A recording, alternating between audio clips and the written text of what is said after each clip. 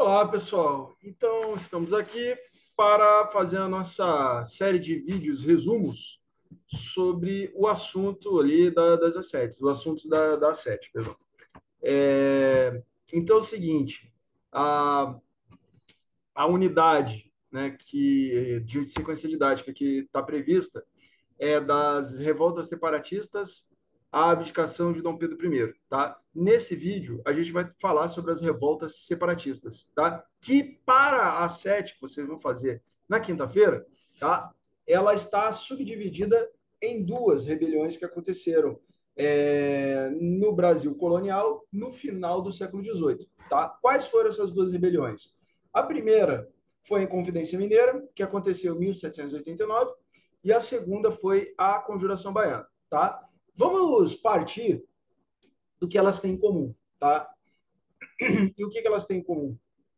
Ambas, na realidade, não se trataram exatamente de rebeliões, mas sim de conspirações que foram flagradas pelas autoridades portuguesas antes que realmente a coisa degringolasse, ou seja, antes que realmente tomasse efeito, tá? A Conjuração Baiana até que chegou a dar um iniciozinho ali, mas ela foi abafada antes dela se generalizar, tá? Então, nos dois casos, a gente está falando a Inconfidência Mineira e a Conjuração Baiana, foram conspirações, tá? E ambas pretendiam realizar a independência das regiões, tá? Onde elas ocorreram. Então, no caso, a Inconfidência Mineira pretendia fazer a independência de Minas.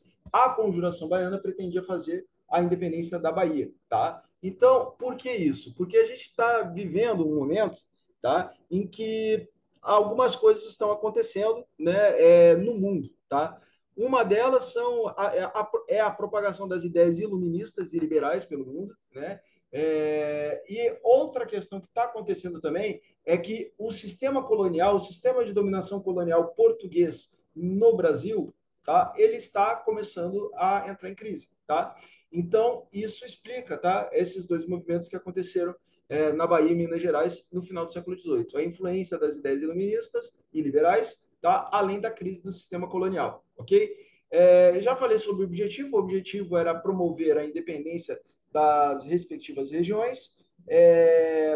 Uma coisa importante, na Inconfidência Mineira, houve uma forte reclamação dos inconfidentes, uma forte reclamação, uma forte oposição dos inconfidentes ao sistema tributário imposto à região de Minas, tá? Então havia uma tributação muito pesada sobre Minas, tá? Porque é uma região de mineração de ouro, né? Então se esperava, as autoridades portuguesas esperavam muita arrecadação, né? E a gente sabe que a partir de 1750 a extração do ouro ela foi diminuindo, né? Ela foi entrando numa crise e, consequentemente, a arrecadação das autoridades portuguesas diminuiu drasticamente, tá? Então, a população de Minas, tá? Principalmente os estratos médio e superior da sociedade mineira, o que eu estou querendo dizer com isso?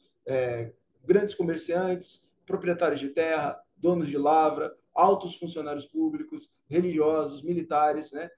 Esse pessoal da elite, a chamada camada letrada da população de Minas Gerais, vai se opor a esse regime tributário né, extremamente considerado, né, extremamente opressor por parte dos mineiros, né? Então eles vão fazer essa rebelião também para se livrar desse sistema tributário, tá? Esse é um ponto, tá? E agora um outro ponto que é importante, a Inconfidência Mineira queria fazer a independência sem acabar com a escravidão, tá?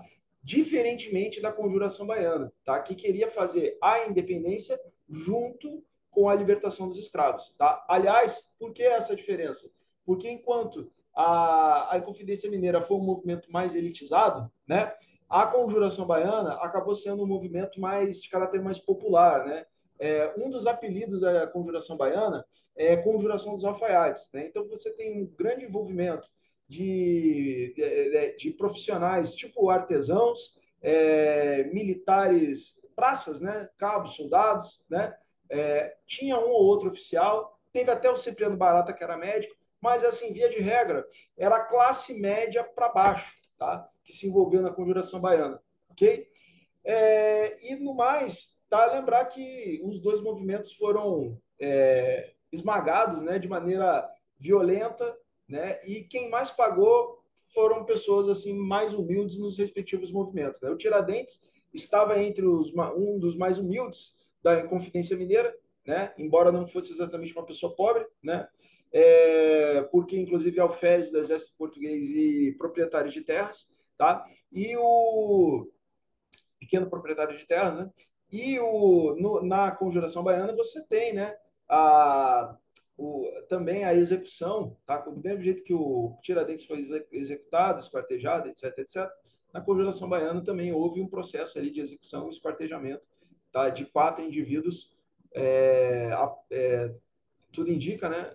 Homens negros ou de pele escura, que acabaram sendo executados, né? Enforcados, esquartejados e tiveram partes dos seus corpos espalhados pela cidade de Salvador.